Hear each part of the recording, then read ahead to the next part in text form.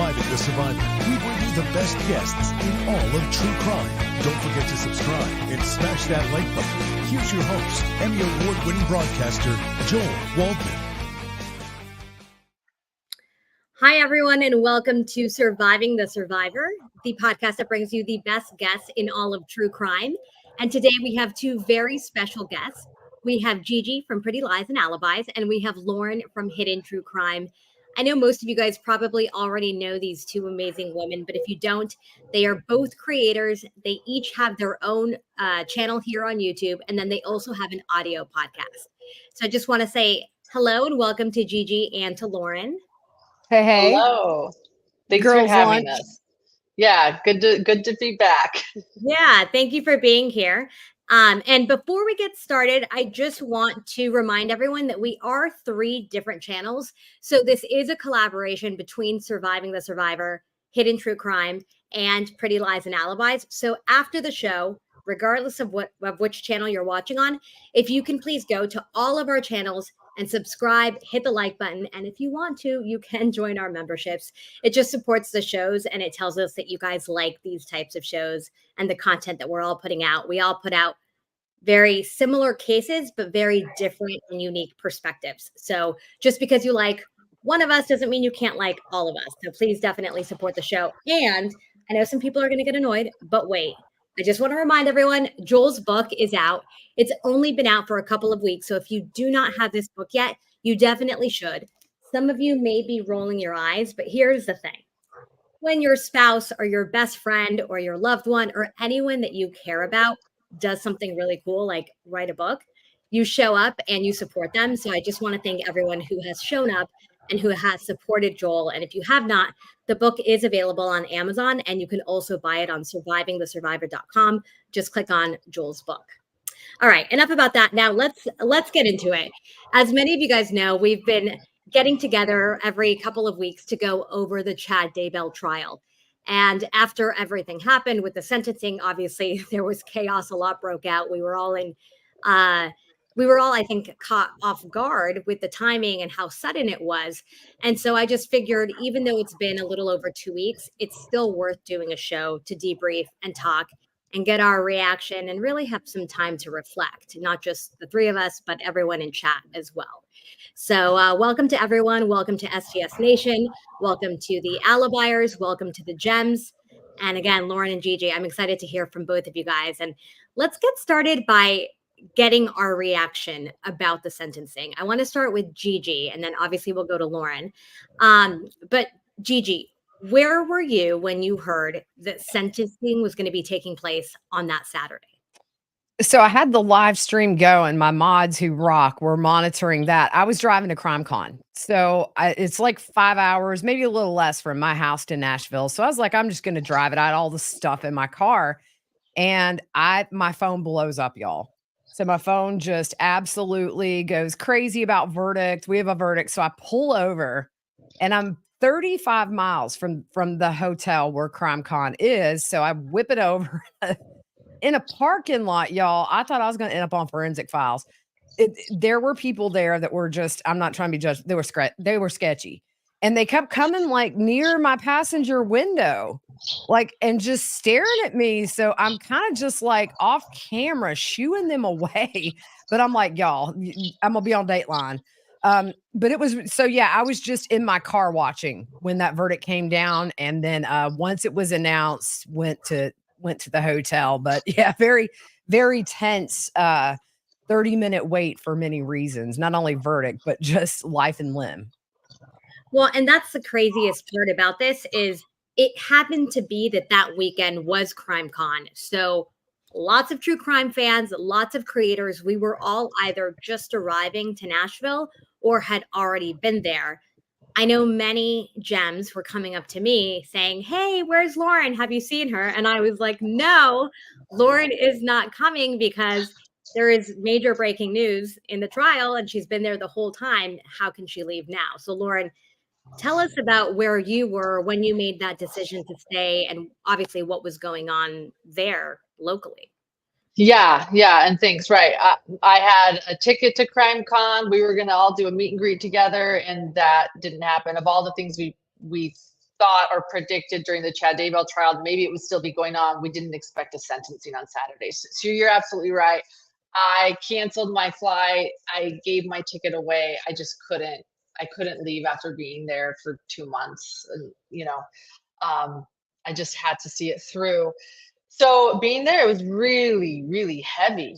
I couldn't imagine being anywhere else. You had the day before, well, first off, earlier that week, we were waiting for the verdict, right? And the verdict came down, and that was such relief. And everyone thought, okay, we're good. I even had some family say, you know what? I think I'm okay. The verdict is all that matters. Like, I don't know if I care as much about the sentencing. I think I just needed the verdict. But as the day went on, and no sentencing came back Friday, the tension was back. People changed their minds, and that family member I spoke to realized, you know what? No, I need to know what the sentencing is. As the jury was sequestered, they were staying overnight in hotels. It was heavy, and so the courtrooms closed to the public. What courtroom? Many courthouses around the nation are closed on Saturdays, but they opened it. And we were all just sitting there. We couldn't leave the 4th floor where the courtroom was. And we were just sitting there. My roommate brought everyone treats and snacks, and we huddled in a circle. I was with Tammy Daybell's whole family. They had to change their flights as well. They were flying back to their home after the verdict, after they gave their victim impact statements. But after the sentencing took a while, many of them changed their flights. And we just sat and waited, and it was so heavy. And Friday night first, we were there really, really late Friday night after hours. And then finally, when the guards came and said, look, you guys got to leave, the jury's done. They're donezo. We're like, what? So we all go, we all leave, and then we're all able to come back Saturday into the courthouse. It was just the heaviest waiting ever. And it was emotional.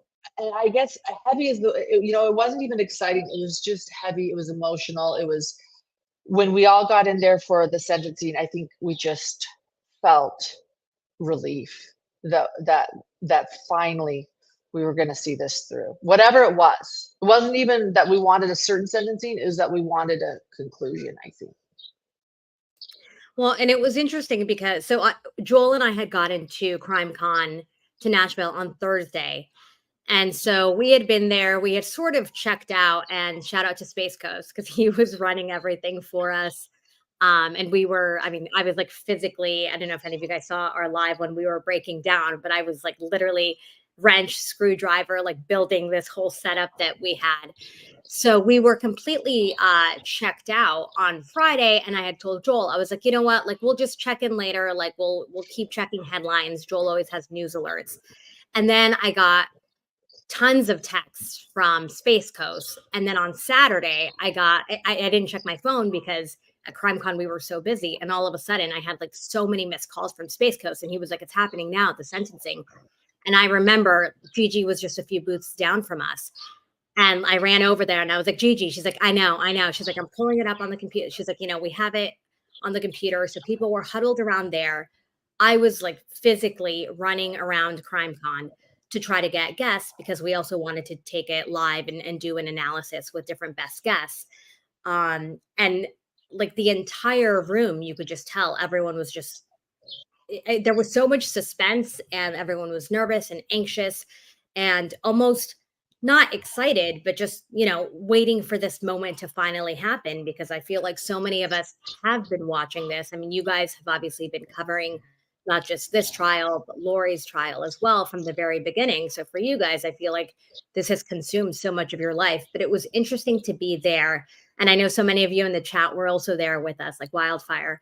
But it was interesting to be there with so many people who are emotionally involved, because I feel like outside of the true crime community, people, they read the headlines, they know what's going on here and there, but not like true crime, like the true crime community that is very emotionally involved. So it was interesting. I feel like everyone just stopped. The room was silent for, I feel like, the entire sentencing. And then at the very end, once we heard what was going on, the room immediately erupted. And I don't know if it was applause, cheering, and a sigh of relief all at the same time. It was actually very interesting. And I don't even know how I feel about all of the feelings that were shared there. I think people were just excited for justice. And, a lot of people there were wearing pins and shirts that had some kind of um, you know, message about the Daybell case. But it was an interesting place to be. And Gigi, I don't know, how you felt about it, but there was some cheering. There was definitely a lot of emotions. I know some people were tearing up. And again, like every creator, and I feel like every booth just stopped to see what was going on and to really take in the reality of what everyone was witnessing together. Oh, sorry, Gigi, you're muted. Thanks for sharing that. Wow. I'm just testing y'all's lip reading skills. Come on now. No, so I had the feed going, but we couldn't hear it because I didn't have an external speaker. So I have photos and videos. My mom was taking videos, and we all just had our phones to our ear. And then as they read it, it wasn't clear to us with all the noise. We hear it met the criteria for death, but it didn't register really until about the fifth time he said it. Looked like this is death, like he's getting death. And it was just very surreal because there were times where I felt like these trials were never going to happen. I mean, way back in the day, Lori was incompetent for months and months, didn't know when she was going to come out of that and face trial. That, we had so many delays. So it was just really a mix of emotions of resolution and justice. And I don't want to say that it's not a happy thing because you've got 4 people, 3 of those, were the subject of this trial in Idaho, but it's very bittersweet and weird emotion. It's like, okay, you're happy that justice has been served, but it's just a reminder of why we have this verdict and the sentence, which are these kids, Tammy and ultimately Charles, which Lori's in Arizona. So my booth, we didn't really have a lot of cheering, to be honest. It was just more like a yes, all right, okay. And Lauren, I don't know about you, but after he got handed down death, I think had it not been taken off the table for Lori, I think she would have got the same. I think so too. I absolutely do. In many ways, the jury's hands are a bit tied, right? I mean, if it's there, they have to just go down a list and did it meet this and did it meet this criteria and did it meet this criteria? It's mostly a listing, right? Mm-hmm.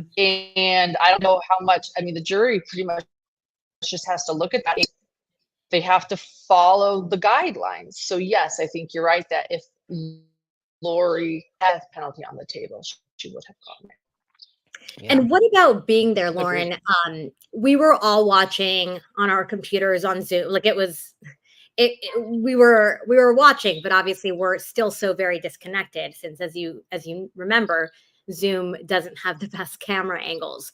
And so we were able to obviously see what happened, but it's different being there. It's different having those feelings and being able to look around and see the jurors and see the family members and see Chad close up. Describe what that 3-minute period was when you were hearing what was going on and trying to just absorb and take it all in. Yeah, I see what Black Witter is saying. Anyone else emotionally exhausted after it? Absolutely. So it was so intense. It was so intense. It was so heavy. Let's go back to the verdict too, because before the sentencing was the verdict, right? That was a moment too. So you have all of these powerful victim impact statements and all of these different families. If you realize this is a case that has affected so many different families around, these few states, and nobody knew each other before, if you think about it, minus the random Tammy Daybell's cousin Julie, who happened to live in Arizona and went to church with Tylee and JJ. Beyond that, no one knew each other. Colby didn't know Tammy's family. Tammy didn't know Colby. They didn't know Tylee and JJ. And so you have all these families that have had such tragedy. These 3 were murdered. And then, of course, Charles's family, Kay and Larry, didn't know Tammy and didn't know these people. And after it was so heavy. You give these victim impact statements. We hear these victims pour their hearts out. It was the first time really any of us had heard from Tammy's family because they had been so private. Then we're waiting. It's this heaviness of everyone just wants to know that he's guilty. And after that happens, in my opinion, one of the most beautiful moments, and I'm honored to have been invited, but all of these victims got together, these people that didn't know each other before this tragedy. And after the guilty verdict, they went to lunch. And they all gathered at lunch. You had Colby and his wife. You had the entire Tammy Daybell family. And then you had the Woodcocks. And then you had Tammy's cousins and others. And then me. I was so grateful to be there. And to see that these families, they could have really resented each other, right? And they all embraced one another and said, we're here for each other. I don't know if I've ever seen that. And I don't think anyone would blame them if they did decide to go their own ways and stay private and not embrace one another, right? I think even especially for Colby, whose mother was, he felt that moment will stay in my mind forever, to be able to be there and witness these families embracing one another after they were murdered by these, that's a moment. And as far as what it was like, the 2 months was an absolute blur. I think I was surviving. I was determined to be there, and I'm really close to Tammy's Aunt Vicky as well as the Woodcocks, and just we all supported one another. But I will say that I think I'm still breaking down exactly what it was the past 2 months. Yesterday, I just started crying, and I haven't done that yet, oddly. I mean, I cried during victim impact statements, but as far as like the entire trial, what it was, and I just started getting emotional, like that was really heavy. And so to hear that even at CrimeCon, I loved hearing your stories that like everyone was gathering around. It's been so heavy for so many people for so long. It's been 5 years or almost 5 years. Gosh, yeah, it was an intense 2 months. I'll just say that. It was a long, intense 2 months. Well, and I remember I texted you, Lauren. I was like, hey, are you okay? I was like, just, reminder to take care of yourself. And same with everyone in chat. I know, and I would watch both of your shows, both Gigi and Lauren, and I would hop into your chats. And I mean, all of us and everyone here that's watching now, like we were all watching, and they were really heavy days at trial. I know that you guys covered Lori's trial. I did not watch Lori's trial. And so to watch this trial, especially, as moms, as the three of us are, it's hard to really like grasp and understand and take that all in. And I know that you spoke to Tom Evans while you were there, Lauren, and we actually had him with us on our show when the sentencing was coming out. And he said it over and over again. And he said it in previous shows with Joel, that those images, those details don't leave you. And so I think that was hard absorbing and watching that. And again, it must be so much more intense in person. And I know, Gigi, you were there as well for a week. But to really like take all of that in and remind ourselves that we're talking about 2 real children and a woman, and all of these things really happen to these people, and that their families are still trying to, obviously they're relieved now, but this is something that they have to deal with and live with every single day, like forever and ever and ever. So yeah, that's really heavy. And last year, I was at the entire trial last year. This year, just the 1 week. But last year, we were able to see the autopsy photos there in court because it wasn't streamed live. They got the audio, I think, at the end of the day. So last year, the public was able to see the horrific conditions these kids were found in, what was done to them. And, I echo Tom as something that I think about often, just because this case is what I started the podcast on. So I've gotten to know like Lauren, Kay and Larry, Aunt Vicky, just wonderful people.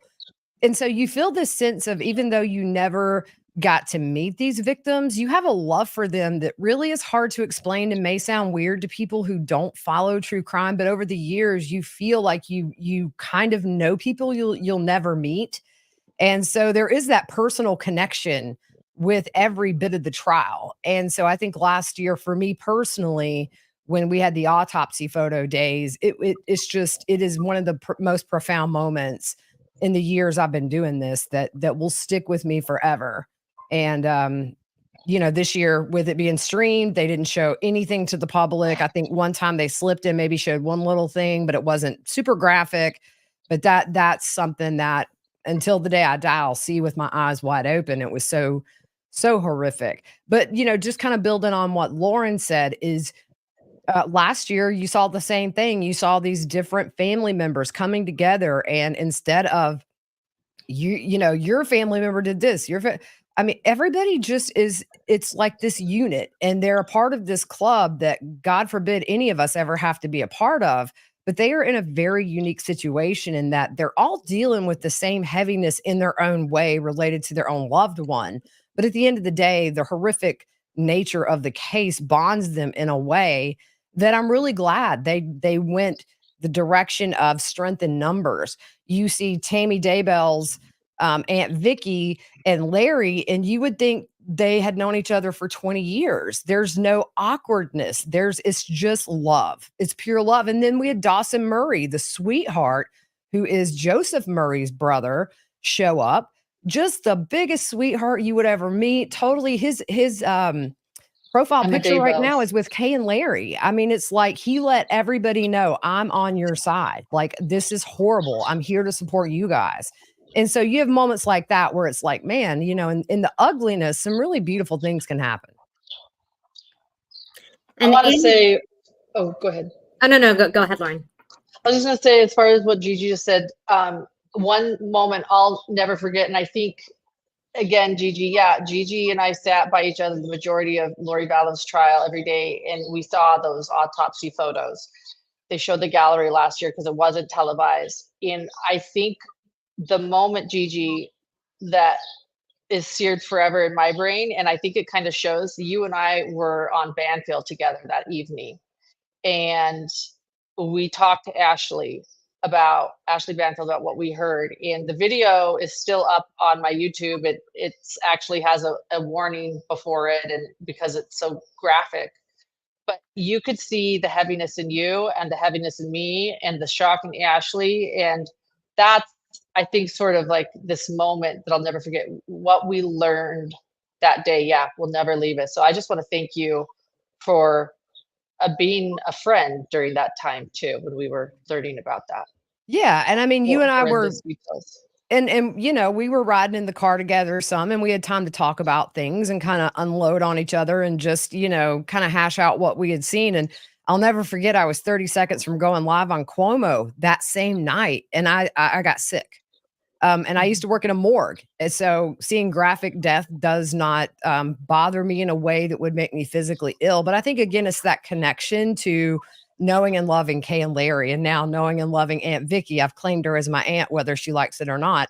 But you have that personal connection, and then it's children.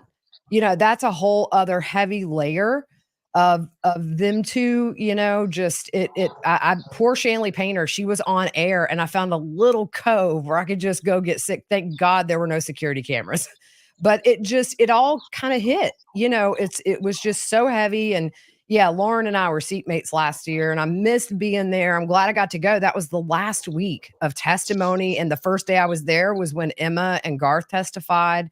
So it was really the perfect week to come. And I booked my flight out earlier, and just so happened, as soon as I clicked my seatbelt, I think the last witness was done, and then it was moving on to closings. So, I'm really glad I got out that week, because it was very full circle, at least if only for a few days, to sit in on his trial as well, with just how big this case has been in my life.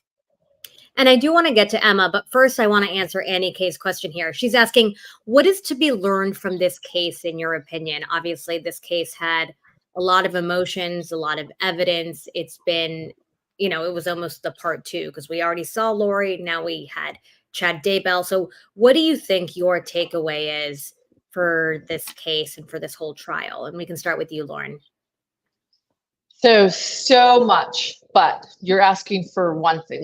I'll just share one thing, an overall message: dehumanization. And that dehumanization leads to crime and tragedy and pain. When, of course, their dehumanization was dubbing people zombies or dark, and look what it led to. But I think overall, in every crime where someone is hurt, I think there's dehumanization. And when we can't see one another as human beings, full human beings with thoughts and feelings and love and pain and kindness and bad moments and good moments, that is what leads, I think, to the majority of all crime. And it was absolutely the theme in this crime that should be learned, that you cannot dehumanize people, and it's so tragic. Yeah.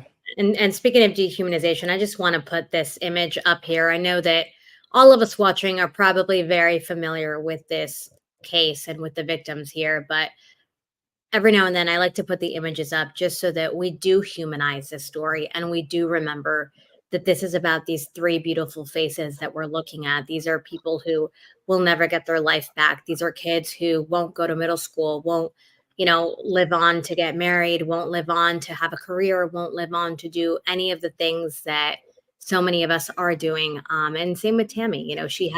She lived a longer life than JJ and Tylee, but she didn't live the full life that she was intended to live. All three of these people, their lives were taken, and the people that love them and the people that, were expecting to have them in their lives no longer have that. So again, if you take a minute here, really look into the eyes of JJ, Tylee, and Tammy, and really remember that these are three real people. And I mean, it could have been anyone in their circle, and it happened to be these three people.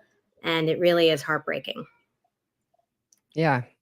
And I think, the thing too, you talk about, JJ and Tylee just didn't get a chance to grow up and become adults. But, even Tammy, she's got grandkids that have been born since her passing that, and I've seen a few pictures of Tammy with her grandkids, and she looks like every proud grandmother in those pictures. So much denied. And, for what? Was there anything, Lauren? What shocked me is that Lori and Chad didn't talk after his arrest. So you're looking at 4 years nearly, or 4 years now, that they haven't talked. That was interesting to me. I don't know what the restrictions were as far as could they, once those cases were severed and they weren't co-defendants, but they also could be doing it through family or attorneys. But that was surprising to me. And I've heard they can't talk now, but then I've also found a form on the Idaho Department of Corrections websites that if inmates want to talk to other inmates, there is a release that both prisons can sign to facilitate that. I'm trying to figure out in their case, is that going to happen? But I think it speaks volumes that 4 years later, from everything that we've heard, Lori's still very much on board with the belief system and very much dedicated to Chad. And that's 4 years of not talking to the guy. Yeah, I know. I think bottom line is the fact that there was going to be evidence of their recorded conversations. I think John Pryor probably put a squash on Chad ever talking to Lori, knowing that it was going to be recorded. That's my thought, at least. Yeah. I know, it's wild. It's wild though. They're not even in contact, but remaining married. So yeah. I mean, a year. They got together. October 2018 was when they first met. She was arrested February of 2020. So I suck at math. I'm doing the finger counting. You've got 16 months that these two communicated, and they've been in jail 4 years. They've been in jail way longer than they were together. You have to wonder, in the depths of Chad Daybell's mind, when he's laying there in his little death row bunk, does he think, I wish I'd never went down that path. I could be home with my wife, with my grandkids, my kids. You have to wonder. I don't think Lori goes there, just from everything I've heard, but you have to wonder with Chad, does he ever sit there and say, what a moron? Or does he believe in what he still, was putting out in the world or to this group. My thought is I think that he has regrets, but they're not his regrets. I think he blames it all on Lori. I think Right. that John Pryor's defense was Chad's real defense, and that John can't diagnose people, but I'm going to say this narcissist absolutely, I think, can't see anything wrong with what he's done, and it's always the woman's fault. Right. Tammy is dead because she wasn't hot enough, and Lori's at fault because she was too hot, and people just took advantage of him, which is And insane.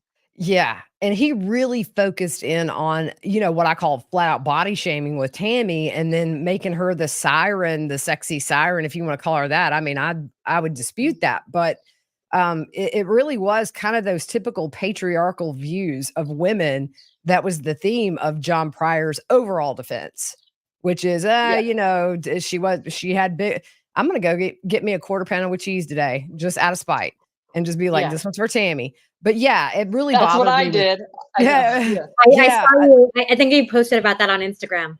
Yeah, I Yeah. saw that, Lauren. But that was the craziest part about that part of his defense was that he focused so much on her health and her being unhealthy because she has a quarter pounder or because, the clogging is difficult, which, I mean, even if you're fit, any kind of activity is difficult. Like that's why you're doing it. I play tennis every morning. I played tennis for 2 hours. And at the end, if you saw me, I'm panting. I can barely breathe, but it's because I just played tennis for 2 hours. Like it doesn't Way make to sense go. that way. I It's get my winded after laundry. I'm like, it's how I get my aggression out. So I can be peaceful throughout Joel's shows. But but no, like I personally like throughout all of that talk, I was like, it's so hateful and it's just so silly and so dumb and so disrespectful to every person. That was the best defense. That was, the way that he would bring her down is to talk about her weight or her fitness or looks. It was just so silly.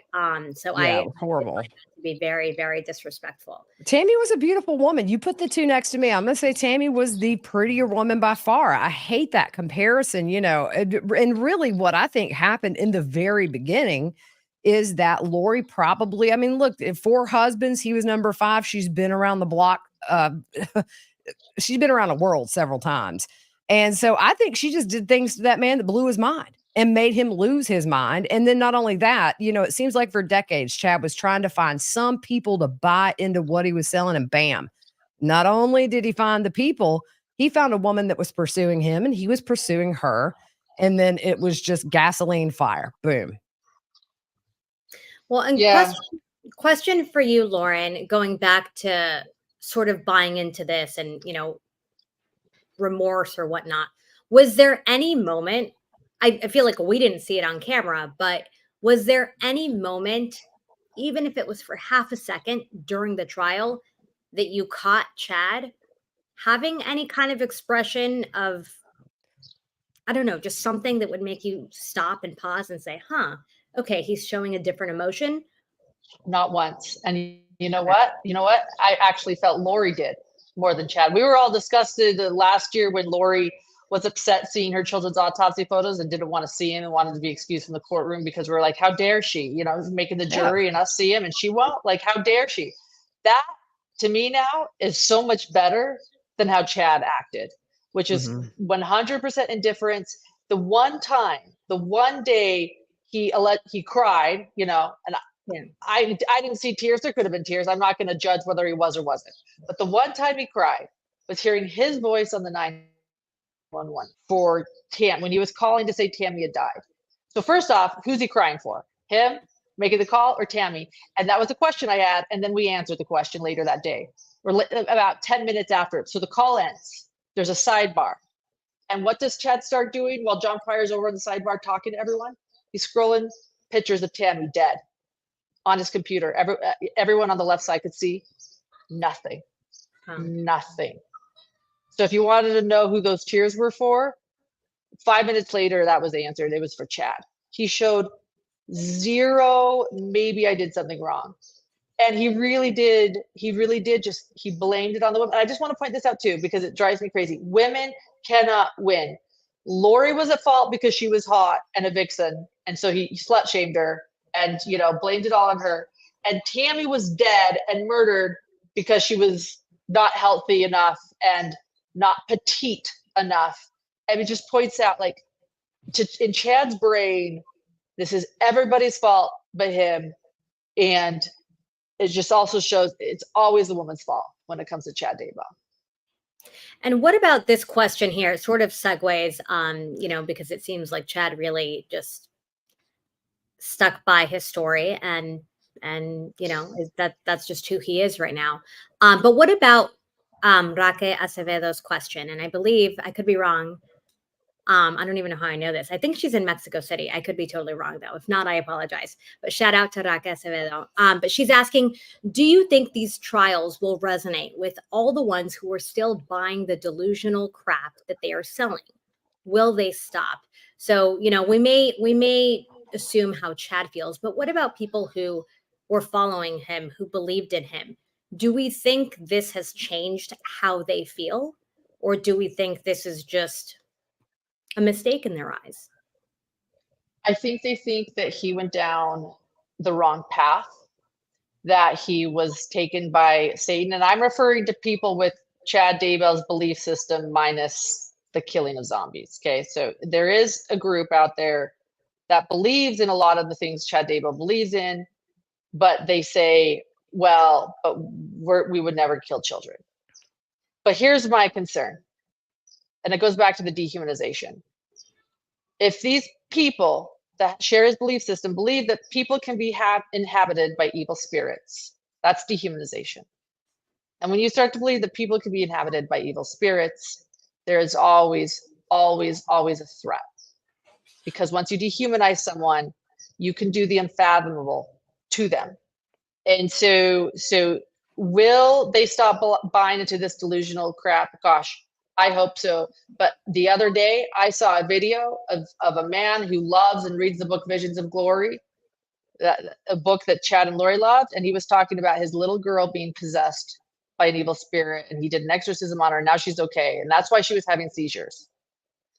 And if that continues, same with Jody Hildebrand and Ruby Frankie. Yep. If you believe that people can be inhabited by evil spirits, and then you think that children can be, there is always a risk. There's always a threat, and that needs to stop, whatever denomination there is. I will preach that till the end.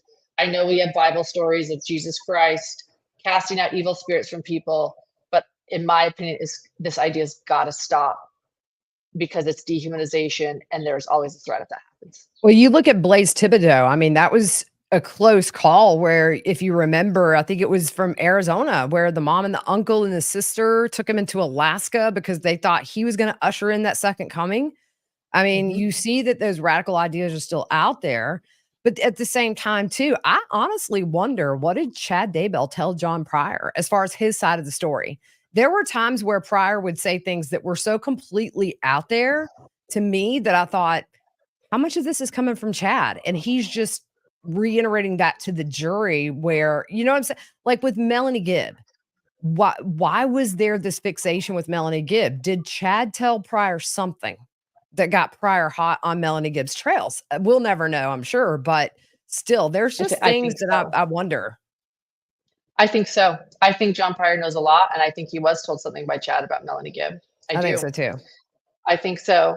And I think there's a lot more about Melanie Gibb we don't know, and John Pryor probably knows it. I think the most interesting thing about John Pryor's closing arguments to me, because to me they were bizarro world, but I thought to myself, this is what Chad believes. This is the entire Chad argument. This is probably what his children believe. And it's wild. But yes, I think John Pryor knows a lot, and those are hints to what he might know. Right. And what about his children? So I thought those were obviously very fascinating days for testimony. Gigi, you were there. That was the first day. The first witness after I got into Boise was Emma Daybell. And I was, you know, I was going to the memorial. There was some weather, some tornadoes near where I was connecting. My flight got canceled, didn't get to make it. And this was definitely the second best week to be there because with a lot of the witnesses we saw early on, with the exception of a few, we saw those last year. I could almost go back and compare my notes with the investigators, the medical examiners. And it was pretty much the same testimony, but we never had heard from his kids. And so being there and seeing that in person to me was very different than watching it on what it would have been watching it on TV, to see the body language, to see the way Chad, for me, even watching on the stream, his body language was so different with different witnesses. With Heather Daybell, I'm going to tell you, he's intimidated by her. Like his body language was like slumped over. He wouldn't look at her. With Emma, direct contact. They exchanged, glances.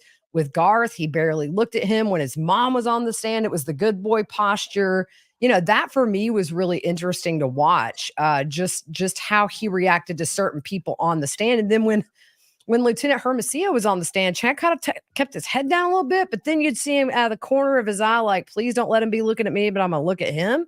It was just interesting to see the people. I thought Chad was not nervous, but just uncomfortable with them being on the stand. Heather Daybell being a big one because, living in a patriarchal household or being raised in one and then having one of your own, I'm sure you don't like strong women who will tell it like it is. And Heather Daybell had been blowing the whistle since what, Lauren, like the 90s on Chad? Yeah. Yeah. I mean, I didn't realize that long. Wow. Yeah. I mean, Heather was a teenager when she came in. Chad was on his mission when Heather started dating the brother. Isn't that right? I mean, so she grew up with the Daybell family. She was 14 when she started dating his brother. Yeah. So she's seen this evolution and at first, I think Jason, Chad's brother-in-law, Tammy's brother-in-law, said it started off as a story and then it became this and it became that. And then, I was thinking about Lori's allocution statement to where her story progressed to, I died on the table when I was having Tylee and my body floated away. It's like we never heard any of that in text messages or past recordings we had of them. It's almost like they followed suit of this experience became this and then it became this whole, I can see into heaven. It's just weird. It's almost like they fed off each other. Like they had an idea. Oh, he went past the veil. And nobody said she died or, coded when she was giving birth to Tylee. It's like she pulled that out of her rear end. Well, and what about, so you said in person, he seemed very much intimidated by Heather, but what about Emma? What was his body language like? Or did you notice anything different when Emma was there? Because that was obviously interesting testimony. And I think her body language in general was interesting. So I'm interested to hear how he reacted to her. And then obviously both of your thoughts on everything Emma said and how she said it. He was very much, he looked at her the whole time and she would look at him. It's definitely an enmeshed relationship. Clearly, we learned that they talk every day while he's in prison. I'm going to say that's weird. That's way weird to me. They talk every day. She has a family that she's taking care of and kids and a job, and she's talking to her dad in prison every day. And she's living in the house. And she's living in the house. That part disturbs me the most, actually, out of everything. It's very disturbing where she knows that JJ and Tylee were found. She knows that. And she's living in the house, which is also weird. Like a side note, she criticized in dash cam footage from years ago. She criticizes Colby, saying, we're not Colby, Dad. You raised us to be independent. And I'm like, no, you're like living in your dad's house, talking to him every day, enmeshed with him. Colby's like said, peace out, Mom, testified against her, has a family, has moved on. I'm like, but sorry, that I digress. But they were very connected. It was clear that this was Chad's moment. And what's cruel, let me just point out again how cruel Chad Daybell is and how he uses people. He used his own children. He did not testify.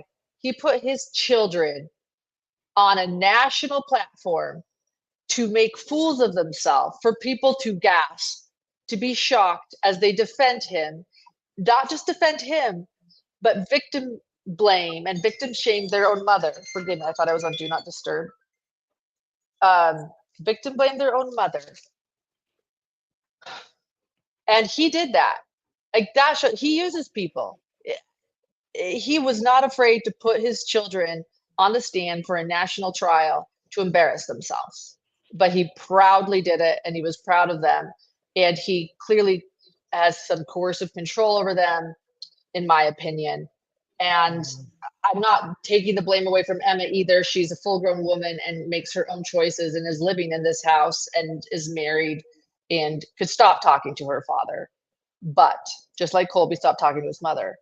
But it was a really, really wild day in court. And I've heard that for some of, the people that were in court every day and maybe really involved in this case, it was one of the hardest days for them, listening to not just Emma stand up for her dad and spout whatever her dad wanted, but to shame her mother the way she did. Yeah. Well, the narrative was very clear. And I do find, I obviously don't know the case as much as you guys do. I just watched this trial. And I will say, I had some feelings about it all going in, but watching that and not having the depth that both of you guys have, and not having as much influence from the previous trial, I will say it was disturbing because of that. Because, Lou says it here, Emma's a daddy's girl. It was bizarre, rehearsed, and coerced. It felt very rehearsed. It felt very uncomfortable. It felt very forced. And yet it was like there was negativity, and there was just like a very bad feeling and emotion that I felt was being exerted and also absorbed just by watching it. Like, it was very uncomfortable to watch. And I don't know. In a weird way, like I really felt sorry for Emma because, she's a victim of her circumstance, of her father, and of everything she has been told or forced to believe, and her experiences, which I can't even imagine what happens behind closed doors. But it was very uncomfortable to watch. And, the fact that she is a teacher and the fact that she is a mother, like all of that together and absorbing it and watching it, it was very uncomfortable. And that's that I don't have, the wherewithal that you guys have been able to have with understanding Lori's trial, all of the characters, and now this. I think a lot of people in the chats were talking about how they were very disturbed by everything that they were hearing. And again, seeing, like, she was very defensive too. Yeah. And when they did that, go ahead, Lauren. No, I was gonna say, I think she said it well, discomfort. And you're right. She's a victim, but go ahead, Gigi. Yeah, and I agree. And I think one thing to you, Lauren, that Aunt Vicky said is all these people were asking her, what do you think Tammy would think? And she said, Tammy loved her children. At the end of the day, Tammy loved all of her children. And, it's a hypothetical that you don't want to go to because, you're never going to get an answer. But for me personally, I had a lot more sympathy towards Garth. I've heard from a lot of people he is more soft-hearted, just got caught up in this somehow. But man, I felt sorry for Garth. I did not feel sorry for Emma. She was very bold and strong in her answers. When they did that interview a couple of years ago, she seemed to be the mouthpiece of all the kids, reiterating my dad was framed. He had nothing to do with it, which is just a ridiculous theory in itself. We had John Pryor essentially accusing law enforcement of using his shovels to do the excavations of these remains. And that's how the DNA got on there. It's just so not plausible. But I had sympathy for Garth because everybody I've ever talked to that knew Garth, and I've had people who have reached out where their kids were taught by Garth and say, he's a really nice guy. Like, he is a really sweet young man. We feel bad for him. And it seems like the community he has embraced him. But at the same time, though, it's just Emma. I remember one juror said to, I believe, Nate Eaton, that they seemed robotic and it just wasn't credible. So I think that goes back to just how shameful or shameless Chad Daybell is. Again, I think that we all know now and suspect that the children lied on the stand to protect their father, and he let them do that. He told them to do that. He does not even care about his children. In other Mm-mm. words, if his children were to turn on him, he would so quickly, I think, throw them under the bus too. I'm Oh just yeah. saying, like, yeah, it's just he uses people and tosses them when they're no longer useful. And he used his kids in this trial, and that's despicable to But me. when you had that witness come up that worked with Garth that said, "I found McKay, her, dad was nowhere around," that was one of the most powerful moments for me, maybe in the whole trial, because it discredits Garth, and we know now that Garth was the subject of a grand jury for perjury that didn't produce any charges, but man, you wanna talk about bringing in a witness that just totally cleaned up everything that just happened on the stand and tossed it out with the garbage. That witness right there who had no dog in the fight Yeah. saying, "Yeah, he found his mom, Chad was nowhere around." My theory, Chad was probably driving Alex back to the church or doing something of that nature. yeah. Lee has a question here. Did Garth look at his dad or have any expressions toward Chad during testimony? Gigi, do you remember? I don't remember. I saw, there were a couple of very quick glances in Chad's direction, but he would, as quickly as he looked, divert his eyes. Chad really didn't look at Garth. It just screamed to Felt that me way. that, is this a thing where Garth feels like if he doesn't do this, he's going to lose 5 siblings? He's lost his mom, he's lost his dad. He knows what's probably right. But at the end of the day, if you get up there and you throw your dad under the bus and say, "Look, I came home, she was dead, no clue where my dad was. It's not what he's selling." You have to wonder, how does that play into here? Because you look at the enormity of this case, you can't imagine being thrown into this by a family member on a worldwide stage, a case that's so huge with missing kids and dead spouses, and it goes on and on and on for months till the kids are even found. Is it self-preservation to hold on to what little family you have? It's not excusable. Maybe that's a Dr. John question, since he's so amazing at going through that stuff. But that's things this run through my mind. Is it just that duty as a son and as a brother that you try to save the one parent you have that's on earth, even if you know it's not right? Yeah, or his family, or just doing what he thinks. He said by all accounts he's a mama's boy. That's what people have said, and that's what he said on the stand. I think when it comes down to it, I think he believes maybe his I think he probably believes his mother wasn't murdered. And so whatever it takes Yeah. to save his family. Yeah. It's still not okay to lie under oath, so I'm not going to Right. let him get a pass. But clearly, I think what we can see from it is they have been victims their whole life of their father and coercive control. And I'm not taking the blame away from them; they're adults, but um, it just shows this I think the abuse that was in their family for years, Right. including Tammy. And if you look as far back as we know when Chad was talking about this kind of stuff, that's the decade in which his kids were born. So they were born probably being taught these principles that shocked all of us once it became public, but were very normal to them. So if the kids really believed in light and dark and they find out their mom's a dark spirit, well, that might make her passing okay to them. And I don't want to say okay, like no big deal. But if they believe truly in the light dark system, which we saw text messages from one of the kids saying, dark is fascinating or something like that, then maybe the death was not seen um, as much of a tragedy as it would be if there's that religious weird explanation of dark, but now she's doing her mission and she's thriving and she's doing good over there. Is it And in your mom head would there? want you to do this, and mom would want you to Right. testify this way. I know, using Yeah. Tammy.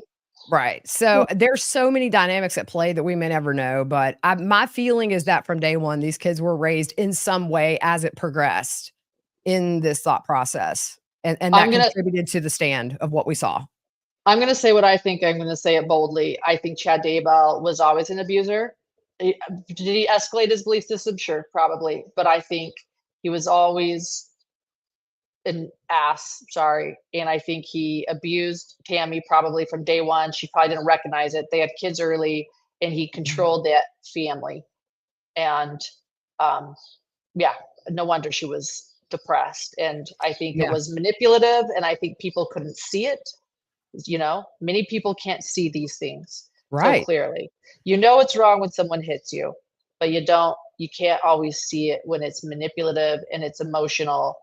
And I think that clearly this family has been trained for um, decades. And similar to how Tylee protected her mother. Tylee protected Mhm. her mother until the very end, and look what happened to Tylee. So it's awful. It's absolutely awful that parents do this to children and create a family culture of coercive control. So Yeah, I and blame Chad for that. yeah, and I tell you, I just did a episode with my best friend Fruit Loop and Brienne. They run The Hiding Place. She was my old co-host, and they have a domestic violence safe haven, and they have a hotline you can call. And they were talking in an episode about people who say, "But I'm not sure if it was abuse," and it becomes emotional abuse as their story is told. And they're like, "You are absolutely a victim of domestic violence. It's just not that physical." And one survivor told them at group, the physical was hard, but it healed. But when they get in here and they change the way you think and they change everything about how you see the world, you don't know who you are anymore as an individual. You are a product of what you live in. And so I think that can be said for Tammy and the kids, especially after that move to Rexburg, where you don't have people who know her, seeing her on a daily basis or having in depth conversations on a daily basis. It's easy to isolate people, and then the abuse really kicks into high gear because your control system, your group that keeps you grounded aren't a daily part of your life anymore. They we can fake it over the phone. We'd be like, "Yeah, things are great. Things are horrible in the background," but I think there was severe emotional and mental abuse, and it is horrific in its own right because it'll have you questioning everything you were ever raised to believe. Yeah. Well, and that's, I think, going back to the testimony, I think that was the takeaway, is that it didn't make sense. It didn't seem normal, but their life was not normal. Their Mhm. how they were raised was not normal. What they are what they are raised to expect doesn't make sense to us. And so I Mhm. think that was really clear, especially with Emma's testimony. And again, like, her attitude and how she carried herself through all of that. Speaking of which, Mizi Mon here has a question. What's happening with Emma's job? Are parents pulling them from her class? I don't know if you guys know anything. I had read online, I didn't confirm anything, but I had read online that after her testimony, people were obviously very upset and concerned about her job and her interaction with other children. Do we have any kind of update?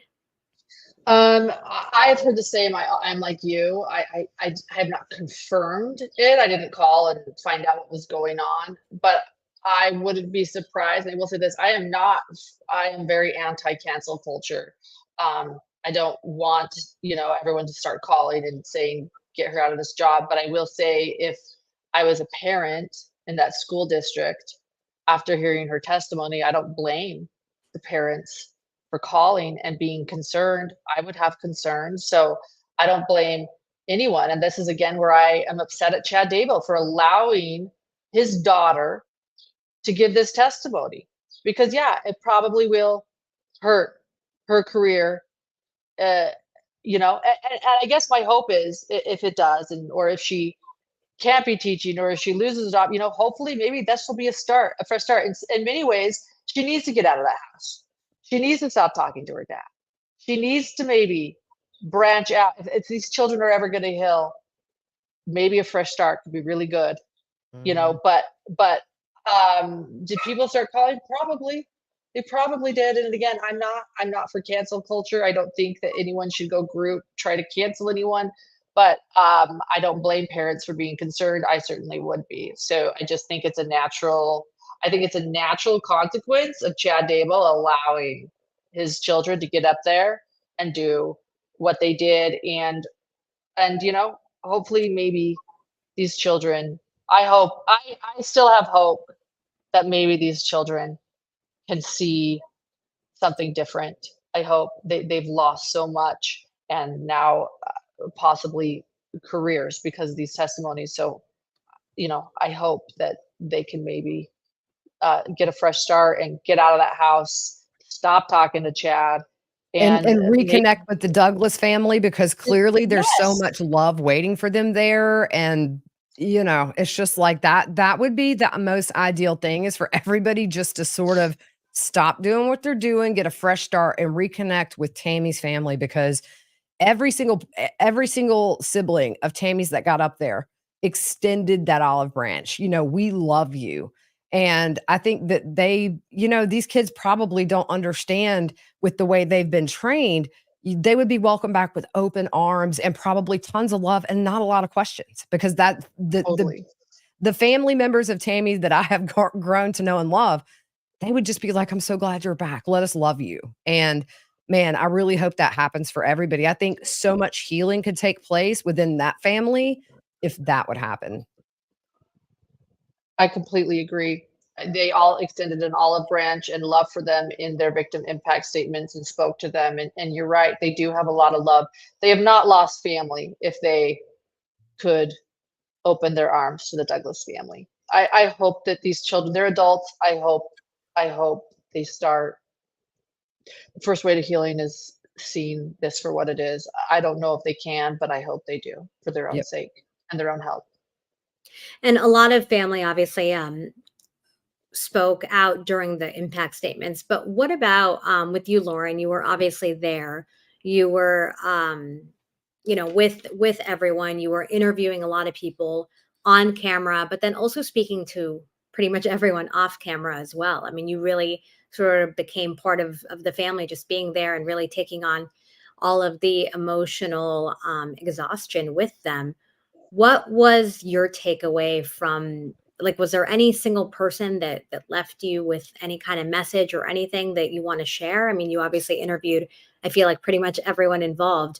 And so who really impacted you the most, and what was that message? Wow, great question. Great question. And you're right. There were a lot of off-camera conversations. Most of them were off camera, even and private. Just heartbreak, the absolute devastation and heartbreak. Um, there was a lot of anger towards Chad, but when it came to Tammy's children, I'd say it's just more devastation and heartbreak and sadness. Yeah, just heart crushing. I think that was what everybody felt. Um, so many lives have been absolutely torn apart by this case. I shared this in one of my lunch lives that once the verdict came down, my phone started blowing up with people that I've talked to privately and publicly that have been affected by this case. It goes so far, just saying relief, relief, relief, like finally.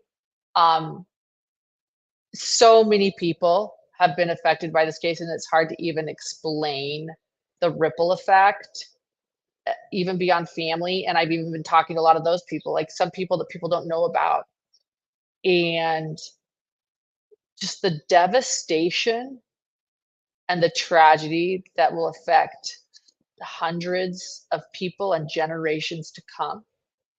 Um, I think I can share one thing that Aunt Vicky shared with me, although I'm not going to be able to say it as eloquently, but it's what she felt like. It's like, is someone the the loss of Tammy, it's like if someone comes into your house and um, robs your family of your most prized possession, and realizing that it's such a violation on the deepest level, and that it'll affect generations, and almost this stain, this tragedy, this stain on a family forever.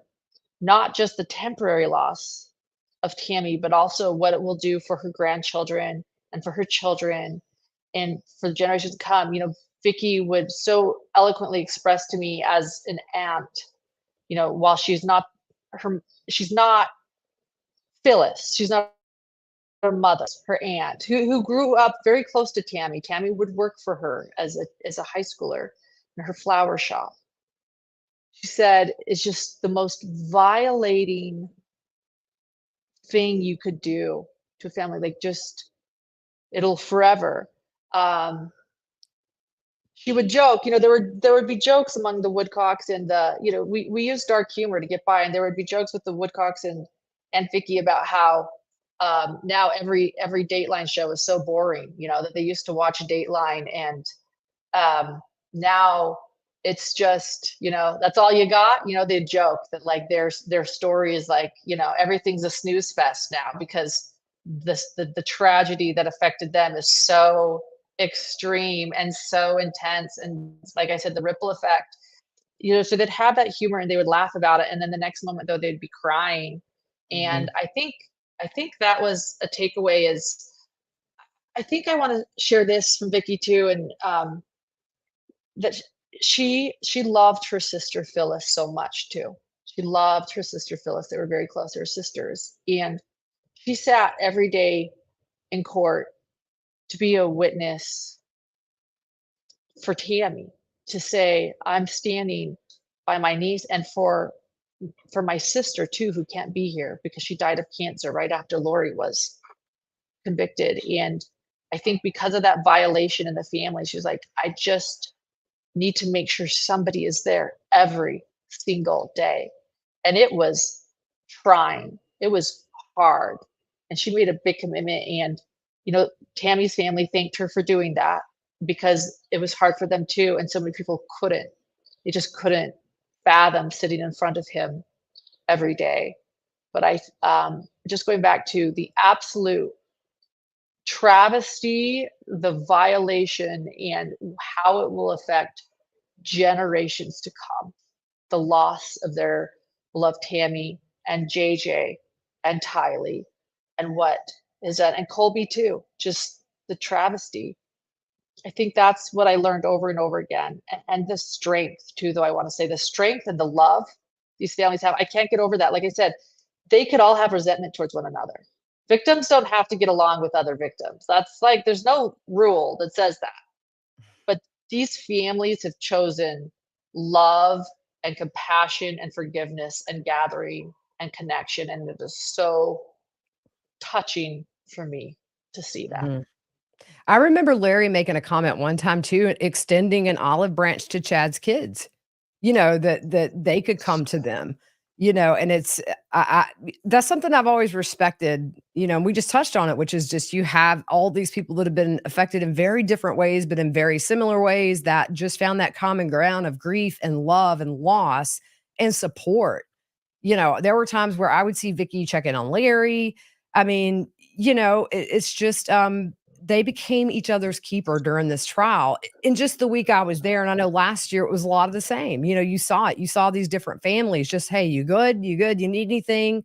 But man, they're burdened until the rest of their days. I mean, they may be years removed from this, and boom, there's going to be a documentary they pass by on TV or a news article. This is stuff these families will never fully escape, not just by the Daybell last name, if that happens to be your name or whatever. It's going to be with them forever. And man, they've handled it with such grace. And I don't know how you get the strength to do that. I guess justice is your resolve and you want to see those held accountable, but good for Vicky for sitting in there and making Chad see her in that courtroom every day. Like Tammy was not forgotten in this. I mean, we got Kay and Larry there. They were there for both trials. Illness with Tammy's mom, but Vicky was like, nope, I'm right here. And I'm going to make sure you see me every day in here for Tammy. And I love that about her. I know there were days it wasn't easy. Yeah, I had a thought. I needed to talk it out. So this is what I think the ultimate message. This is what I've been most, I think, kind of shocked by and impressed by this trial. And I'll tell a story to reiterate it. But love. These victims, like I said, they could choose so much. And I think I am shocked and surprised and touched and humbled to see how much love and forgiveness and kindness has come out of this. As we were waiting for the sentencing, I sat in a circle with Tammy Daybell's family, her brothers and sisters and her dad, and we told jokes and told stories. And I said, thank you for allowing me to sit here. I didn't have anywhere else to sit. Thank you for inviting me into your circle. And Jason Williams said to me, that's what my mother would always say, I am a collector of people. I collect people. Of course you're welcome to sit with us. And there was a story last year that Brian Enton would share, and maybe Brian Enton's a great example because he's sat through a lot more murder trials than I have. I've sat through 2 now. Full, Brian Enton does it, all the time. Every day. Yeah. Every day. So he's seen it all, and he said there was something different.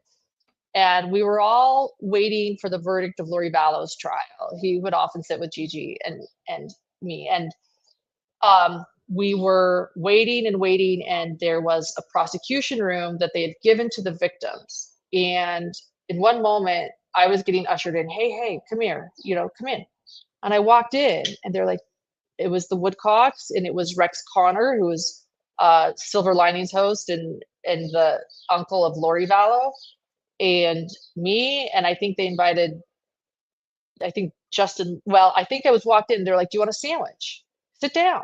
And I was like, and I'm media, right? So throwing media to these people, they're like, welcome. Here's a Jimmy John sandwich. Eat up. And then they're like, go get Justin, go get Brian, go get Gigi. Like, invite everyone in.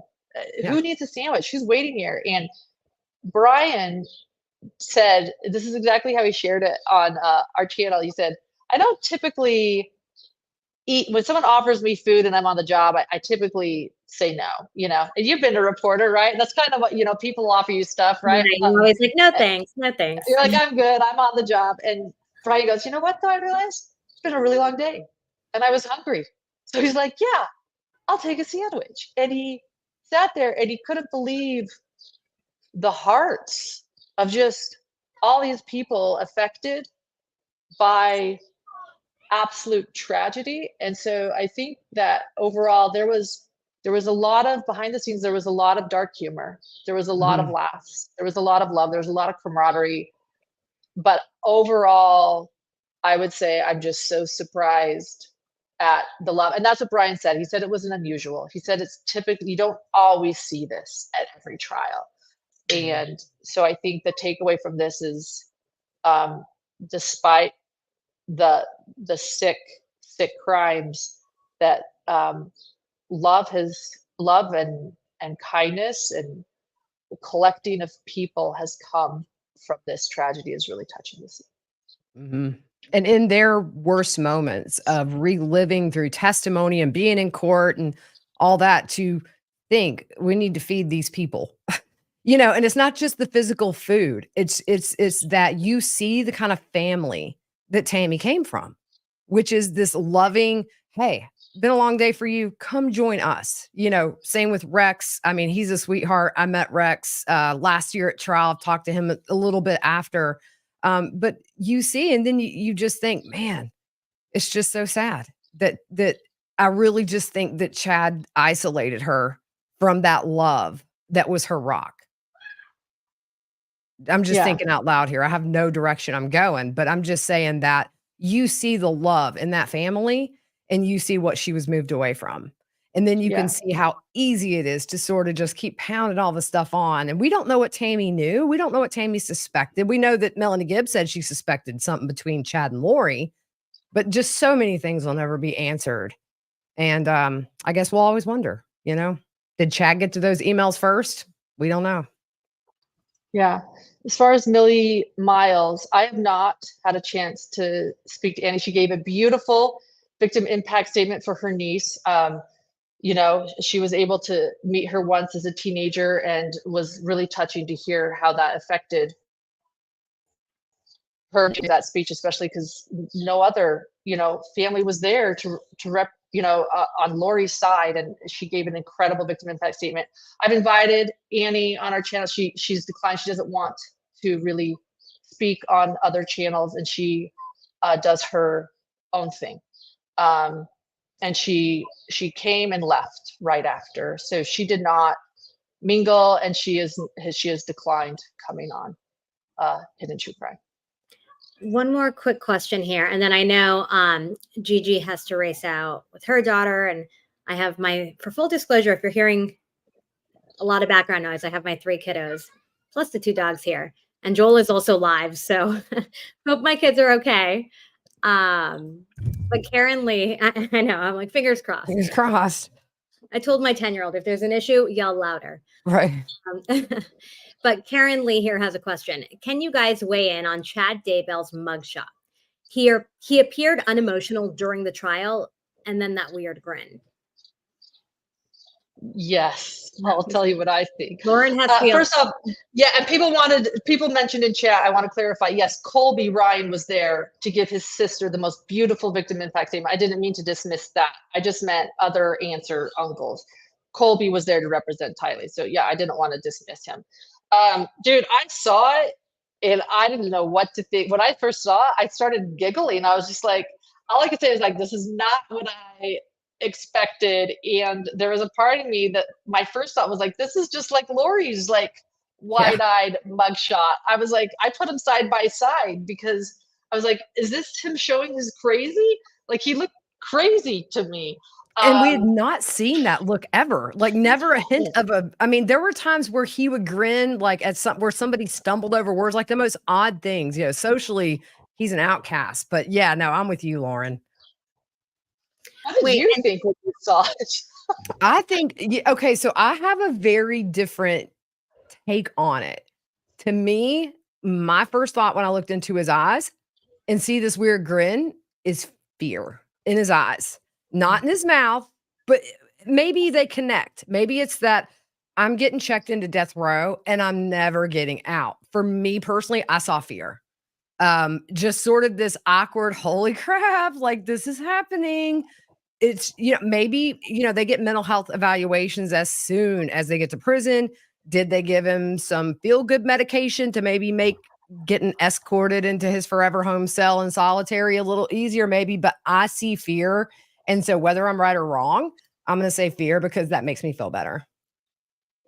I like that. I mean, it could have also been, like a little nervousness. I know the smile was just not genuine. They don't connect. So like when people smile and it's genuine and they're happy, or even if they're crazy, like this and this connects. This was like, the eyes are like, holy crap. And the mouth is like, don't know what to do in this picture. Do I smile? Do I stand here? Do I like a serial killer? You know what I'm saying? It's almost like, I don't know. It just spoke to me. I'm not getting business from Chad. I'm just saying, me and my brain, I'm like, what does he think? Is he scared? Is he happy? Is he crazy? The other thing too, his hair was brushed back. People were like, that does not look like Chad. And I saw some conspiracy theories and I'm like, he had a stubble and his hair was back and he looked scared. So, but it was bizarre. I literally was in a store shopping and I just stopped and pulled it back up. I was like, let me look at this again. Like, this is so weird. So I don't know. I like to think he's scared. And then lastly, because we did bring up the similarity between their weird photos, I think Abby was asking earlier, shout out to Abby in Nashville. Let me see if I can pull it up. I think Abby and a couple of other people were asking and I think we discussed this last time, and I don't know, I think we didn't know or there hadn't been any contact, but do we know if Lori and Chad can write letters to each other now? And do we know if there is, I think someone was asking about some kind of marital law. Let me see if I can pull this up here. No conjugal visits. I can tell you that. No, not that. Unless they can hit the portal. But here, also Dr. Vonda Kay was asking if we know if marital privilege exists in Idaho. And if it does, maybe that's why they aren't divorced yet. Do we know if there's any kind of plan for them to be divorced? And at this point, does it matter? I don't know. I think when you're on death row, like death penalty, I think a lot of things aren't okay. I don't even think they can write now because they're both felons. Lori's serving 3 consecutive life sentences. Chad Daybell has a death penalty. I think that things are going to be a lot stricter. And I don't even know if they're going to be able to write letters to each other. Are they, Gigi? Or I don't know. Nate Eaton said his understanding is no. I did find that form online from Idaho DOC where if 2 inmates want to correspond, both facilities have to clear it. So it could be, hey, he's on death row. But my understanding is that Chad can get a tablet on death row. So is that just for approved family members? As long as people are putting money on his books, he can do video calls and all that is my understanding. But it seems to be, I trust Nate Eaton when he says no. But then I did find that sheet, but it could be different with death row. And you know, that kind of thing. But there is that form online. I posted it on one of my episodes. I can repost it today and you can look at it. But who knows? But man, you have to, I think Lori's still all in. Lori is still 100% from what I've heard, all in on the religious aspect, or I don't even want to say religious, this wackadoodle belief system they had. And she's very much committed to Chad. Can't say the same for Chad at this point. And I don't know that that registers with her. You have to wonder, what does she think? I think it's partly denial too. If she has to admit she was wrong, like and may have to face what happened. And can you imagine somebody divorcing Lori Vallow, because she's been the divorcer, you know, pretty much. I don't think that anybody divorced her. She divorced, you know, 3 and then had the 4th killed. And then Chad, you know, we're still there. But can you imagine if Lori got served divorce papers? I'd pay to see that. Yeah. Well, and I can tell you this too. She does not believe Chad Daybell threw her under the bus. I'll tell you that. That's what I've heard. Yeah. Yeah. Well, and that's what I'm wondering. Like, I wonder if divorce is even a thought for them. I mean, between the similar smirks and them both thinking this was all a huge mistake, like maybe they're waiting for each other. Like Chad's indigent, so I'm not sure that divorce lawyers like are appointed for publicly. So he's gonna have to. He's got to save his pennies. No, it would be interesting, but really at this point, what's the point? You know, I mean, like nothing's going to happen with their lives outside of those bars forever. And I think if anybody divorces, obviously it's going to be Chad, and it's going to be a, you got me here. He's going to blame her. It's all on you. So I'm going to get rid of you. But, I just think it would for one time be nice for Lori to be served with divorce papers and not be able to run away for a bunch of days. Like she did with Charles. All right, guys, I don't want to overstep my boundaries here with the time. I know that Gigi has to go, and I'm getting nervous with my little kiddos. So is it quiet? It's very too quiet. It's too quiet. I just got nervous. I could hear the yelling the whole time, and hopefully you guys couldn't hear that. But now that I can't hear anything, you better go start your own investigation. The last time it got quiet here, my daughter shaved her left eyebrow. Oh my God. Okay. It's time to go. Yeah. Exactly. But thank you to both of you guys for being here. I really do appreciate it. And you guys are obviously the OGs on this case. Shout out to Nate as well.